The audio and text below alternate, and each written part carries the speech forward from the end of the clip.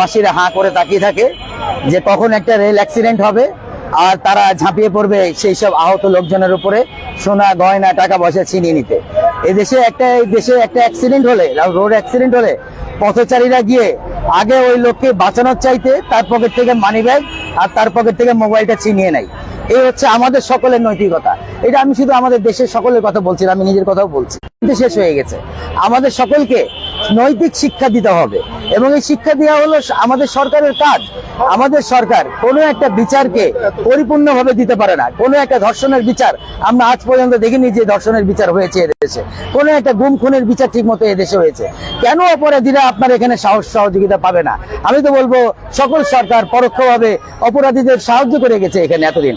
আমি জোর দাবি চালাই যে আমাদেরকে আইন জানতে দেওয়া হোক, আমাদেরকে ছোটবেলা থেকে সচেতন করা হোক, আমাদেরকে ক্লাস 1 থেকে 5 পর্যন্ত আদব লেহাজ নৈতিকতা শিক্ষা দেওয়া হোক পাঠ্যপুস্তকের মাধ্যমে।